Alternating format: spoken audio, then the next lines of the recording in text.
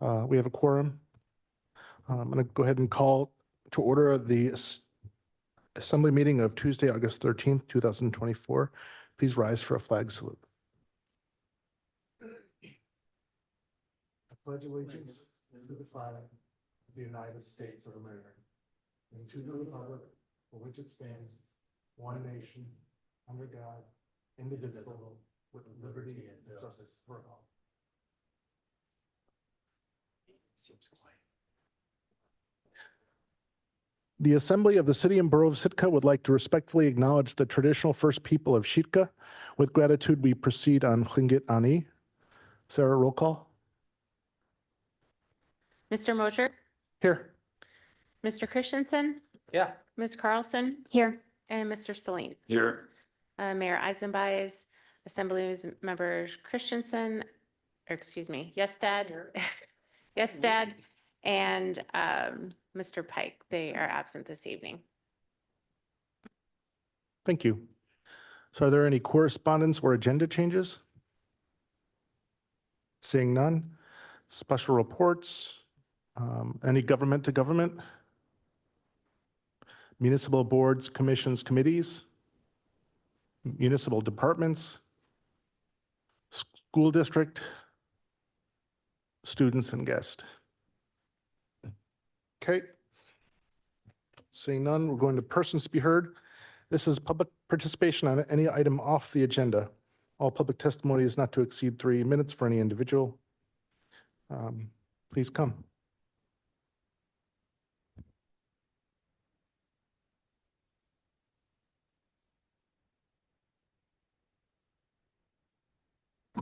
Good evening. My name is Austin Cranford. I just wanted to speak about something that I believe was announced by the city of Ketchikan 2.5 weeks ago. They reported that they had been able to recover most of the money that they had lost to the, we'll say, cyber incident that happened last year.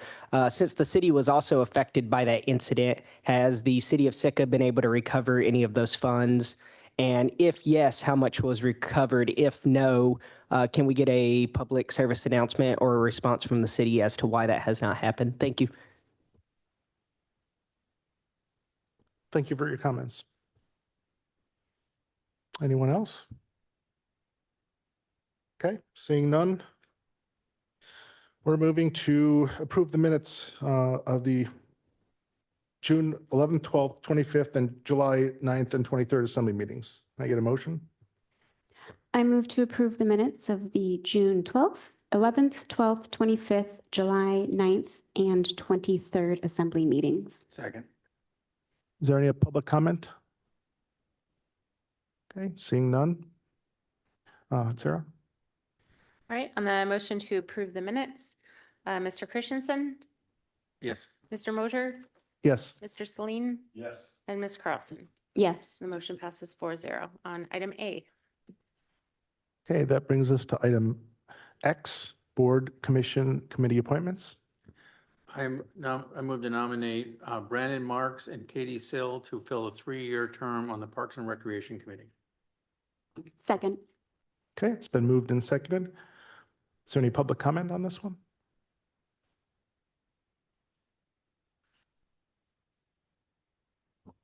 Good evening. My name is Austin Cranford. I just wanted to say that I support Katie Seal being placed on this commission. I had the privilege of working for her working with her, my apologies, when she worked for the University of Alaska here in Sitka. She's very dedicated to her job, and I think she will make a good addition to the city. Thank you. Thank you for your comment. Is there anyone else on this item? Okay, seeing none.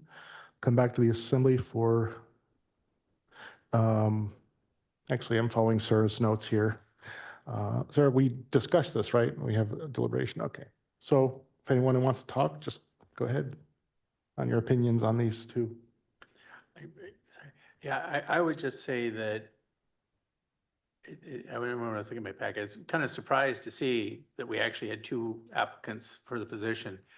And without, and I say it appears to just be kind of random, that we have lots of vacancies, as Sarah reminds us every time, and I'm sure we'll have more on this one. So whomever doesn't get in,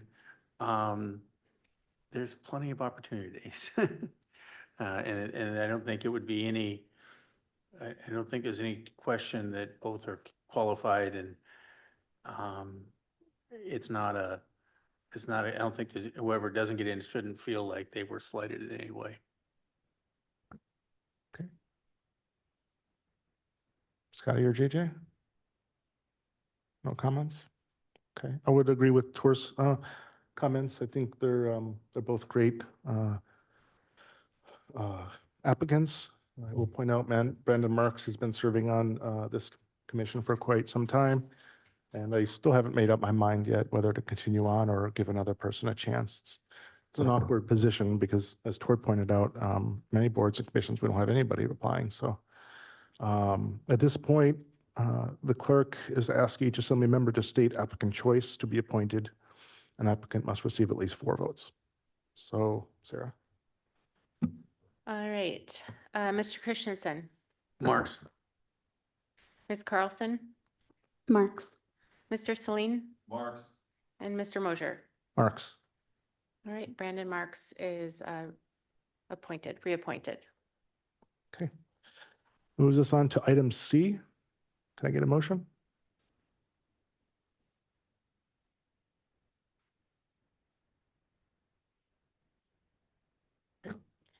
I I move, Go ahead. Go ahead. It took me a minute to get there.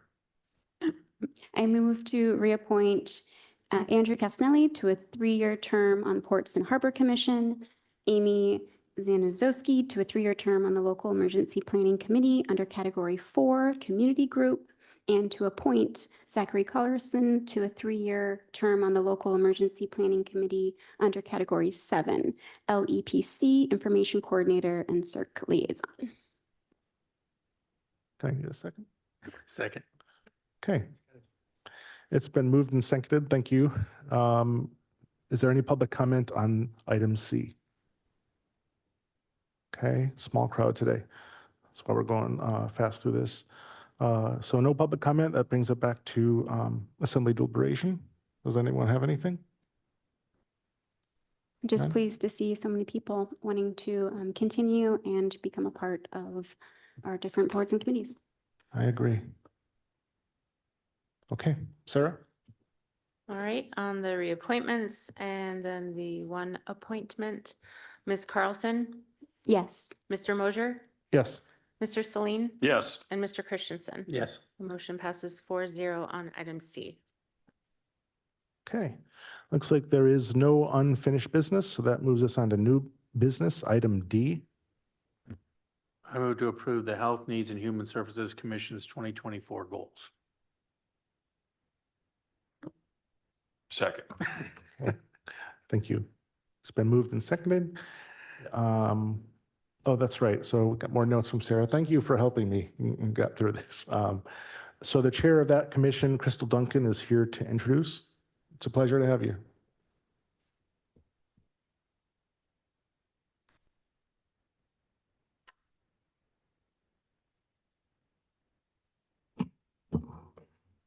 Hi, I'm Crystal Duncan. Not much to add. It was a 1-page memo that we included in your packet. We hope that it was self-explanatory. If you're wondering for the delay of why we're introducing 2024 goals in August, it's because we had some quorum issues, which you guys were just acknowledging. So we have 6 out of 7 commission appointments filled at this point in time, and we're making steady progress. So as written, we come before the assembly to receive approval. You can see the 3 topics. One of those you guys identified, and then the other 2 came about at a work session. So let me know if you have any questions. Otherwise, I hope you guys approve so that we can move forward. Thank you, Crystal. I just figured you were working out the fiscal year.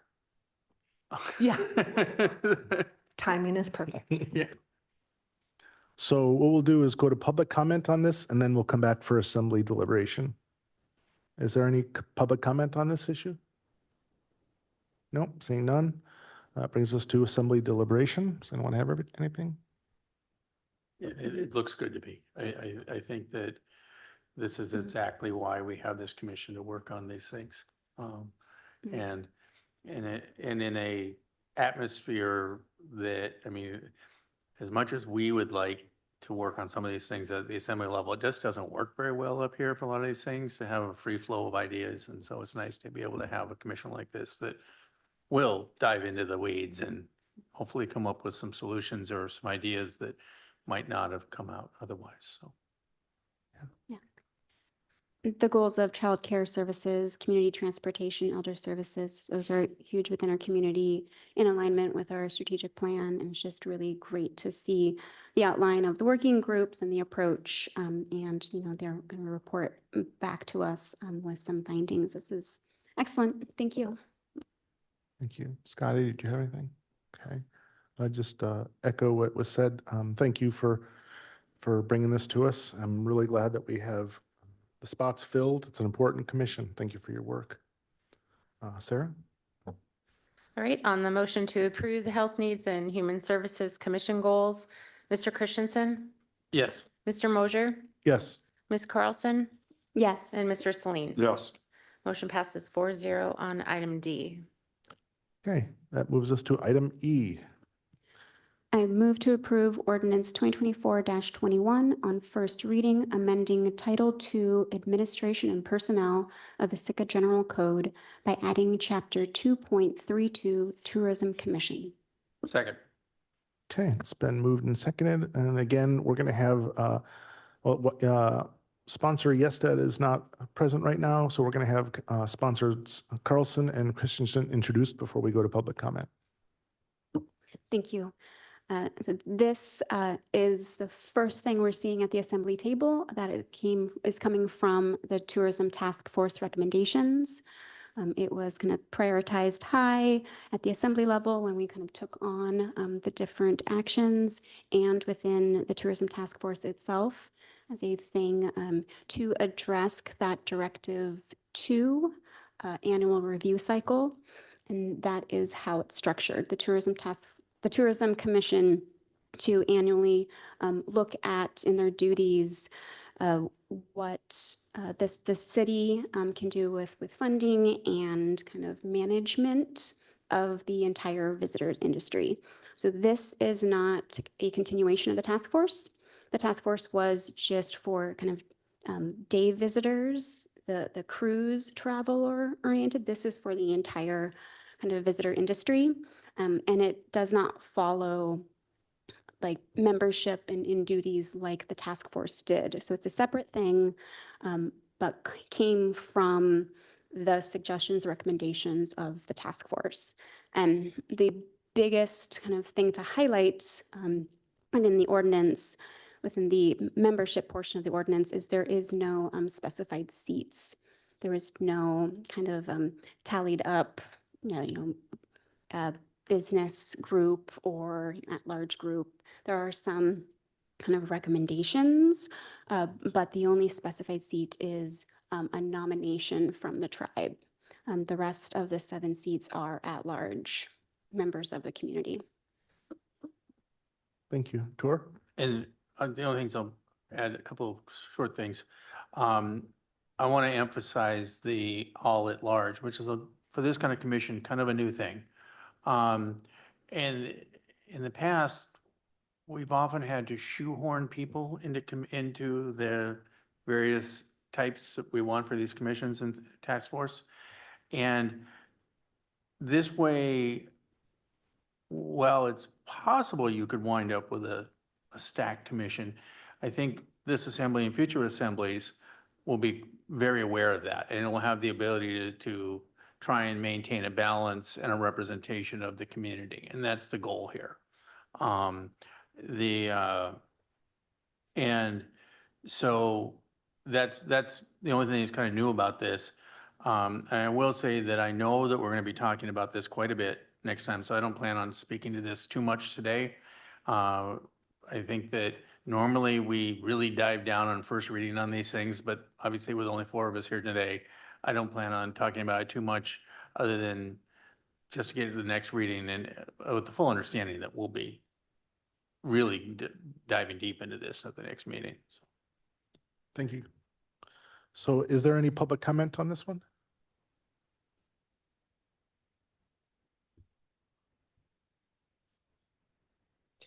Good afternoon. My name is Austin Cranford. I would first like to thank the Assembly for bringing this Tourism Commission to the, I guess, table so that it can be set up and installed so that it can begin its work.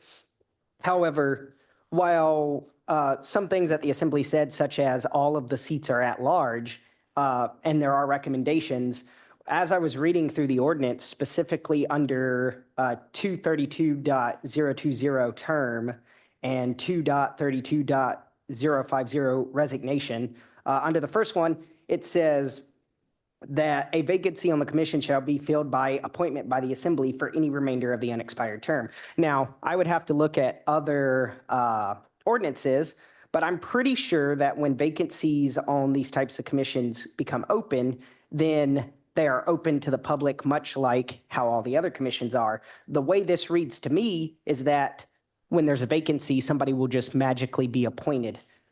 Same with the resignation. It says, should an officer resign from their position prior to the expiration of their term or otherwise is unable or unwilling to perform duties as required of the office, the commission may elect an officer to serve out the remainder of that term. But it doesn't specify if they have to elect an officer from within people that are already on the commission, or if they can elect somebody that is outside the commission and bring them into the commission. The reason I'm bringing this up is that it seems to take control out of the public's hands. So somebody could get put on there and then resign, and then the Assembly has the ability to put whoever they want on the commission. Now, as Mr. Christensen mentioned, the Assembly could keep everything above bar, but that entirely depends on who is on the Assembly and who is on the commission. So I'm requesting that this kind of be reworded so that it follows all the other commissions rather than just being simply filled whenever there's a vacancy. Thank you. Thank you for your comments. Is there any other public comment on this issue? Okay, seeing none, we'll go back to Assembly deliberation. If you don't mind, I'd like to kind of go first. I kind of agree with Tor in that we're going to have a lot more discussion at the next meeting, I'm sure, when there's a full Assembly. I want to have a more robust discussion, but I'm very glad that this has happened, that you guys brought it forth. It was clearly a desire of the public, and I think it, I know it's another commission, and we have a lot of those, but I think this one is going to be very important, very crucial to address, have a place for the public to address community concerns, to also help manage properly, help the tourism industry along. And I think, I'm not speaking the best, but I think it's a really good thing and important if we want to maintain a balance here in town. And as far as talking about balances, I do agree. I think as an Assembly, we need to be mindful of trying our best to appoint people of a wide spectrum of ideas. It's really important. And hopefully we have a wide spectrum of people applying. So that's all I have. I'll be voting yes. JJ? To add just a little bit to the conversation, the task force did kind of outline in their directive to some kind of milestones of duties by month. All of that was considered just kind of simplified and put into a format more typical of what's seen on a committee kind of list of duties that goes into ordinance. So that's heavily reflective of what the task force asked for and what the community supported in this language here. Okay. Anyone else? Okay. Sarah? All right, on the motion to approve ordinance 2024-21 on first reading, Ms. Carlson, Yes. Mr. Celine, Yes. Mr. Mosier, Yes. and Mr. Christensen. Yes. The motion passes 4-0 on item E, first reading. Thank you. Now we're on to persons to be heard. This is the last person to be heard, so you can speak on anything on or off the agenda, not to exceed 3 minutes. Anyone? No? Okay. That brings us to reports. The mayor and John are at Alaska or AML. And so I am like having a mind, like this meeting is going so fast. Like, it's so crazy. Amy, as acting director, did you want to say anything? Yes, I have a couple of things to report. City staff, including John, were able to meet with Representative Peltola when she was in Sitka on August 6th. And so we were sure to thank her for her work to include the 500,000 in CDS funds for the haul out project. And so there's still several more months of the legislative process before we know the results of that and before that's finalized, but very, very appreciative of the work to include funding for that project.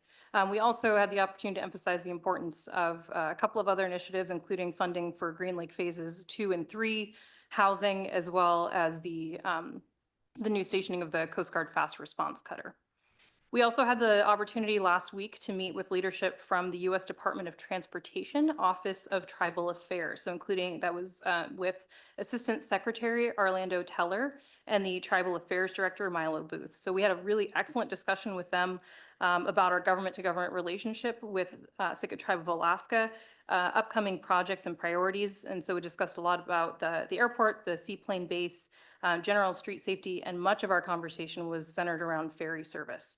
And so we also had some great conversation about models that other communities are pursuing in terms of collaboration and joint applications for grant applications, as a part of the infrastructure funding that's available. So just want to once again extend a thank you to both Representative Peltola as well as the Office of Tribal Affairs for making time with us when they were here in Sitka, and especially want to thank the Sitka Tribe of Alaska for carving out some time for the city and borough to meet with members of the Tribal Affairs Office.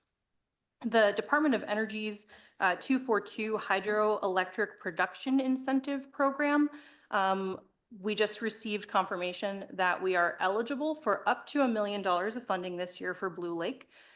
We still have to wait to see what the final award amount will be because they essentially established the eligibility of all the applications and then compare that against the pool of available funding. So it'll still be a little bit before we get the final number, but we are eligible for up to $1 million. We're hoping we get as close to that as possible. One last item to report on cruise scheduling. So as you may remember, John and the mayor attended the Pacific Northwest Cruise Symposium over the winter and had the opportunity, and this was previously reported, and had the opportunity to speak with leadership from Norwegian Cruise Lines. And our messaging, in those conversations were around the extended sailings that we've been seeing in April and October. And so those conversations then, following the direction that came, the kind of clear community message that came from the Tourism Task Force recommendations about trying to bring in the shoulders of that season, appears to have been successful because Norwegian announced that starting in 2026, they will be eliminating sailings in the first 3 weeks of April and the last 3 weeks of October. So really happy to see some responsiveness there and getting closer to sort of the community's goal of narrowing in the shoulders of that cruise season. Thank you, Amy. And if I may, that's wonderful news to hear. It's a really good thing that they're starting to listen. I'm sure they are listening to some extent, but doing something to adhere to the wishes of the community. I think that's going to go a long way. And I am really thrilled about the victories that we're having, and there's a lot of work being done, and we need to get more of that information out to let the community know what's going on. So thank you for that information. That's very helpful. I have a question for Amy. Was there any discussion with DOT about the safe streets with Catlean sidewalk not being utilized for a safe street? Yes, that was. What was the verbatim? What was discussed? Again, there's intergovernmental, jurisdiction between, obviously we've talked about, involvement from Bureau of Indian Affairs. And so we'll be following up with the DOT's Office of Tribal Affairs to get them some more information and to see if we can get additional contact information within BIA to get those two agencies linked up on the issue. Could you let me know when that is? Because I'm trying to get the DOT's civil rights agency about the, not being able to use a sidewalk and then everything just keeps going on. That's another agency right inside that agency that I've been informed that I need to have that left hand meet the right hand. And just please let me know when they're going to discuss that again. Thank you. Yeah, thanks for continuing. to keep us informed. Appreciate it. Now we're going to move on to the attorney. I believe he's on the line, Sarah. Mr. Gotti. Yes, Mr. Mayor. Yeah, go Yes, ahead. Mr. Acting Mayor, thank you. No particular comments this evening. Just keep moving forward, working with the departments on various issues. And I have to report all of the departments have been very helpful in working cooperatively to help move some of the legal issues Sitka has pending forward. So appreciate all that and appreciate the mayor and assembly working hard on a number of issues. So thank you very much. Thank you, sir. Liaison representatives? No? Okay. Thank you. Sarah, clerk? Yes. I have a lot to report. Well, I have a long list of current vacancies on our boards and commissions. We have the Animal Hearing Board, Health Needs and Human Services Commission, Historic Preservation Commission, Investment Committee, Local Emergency Planning Committee, Police and Fire, and the Sustainability Commission. So if folks are interested, they can come see Jess in the clerk's office and we'll get you ready with the application and whatnot. We are preparing for the municipal election in the clerk's office. The filing period is closed. I am in the process of programming, ballot ordering. Early voting will start on September 16th and run through September 30th. Early voting will be held in room 2 and 3, facing the outside of the building here at Harrigan Hall. Hours are 8:30 to 4:30, Monday through Friday, and then Saturdays 9 to noon. Other options for folks, if they aren't, they're going to be out of town traveling or not able to make it to the polls, they can apply for a ballot by mail, fax, email. There's personal representative. And then, of course, there is the polls are open from 7 a.m. to 8 p.m. on Election Day, October 1st. Thank you, Sarah, and thank you for making a concerted effort to make voting as available to the public as possible. So is there any other reports? No? Okay. Can I get a motion to adjourn? Motion to adjourn. Second? Okay, we're adjourned.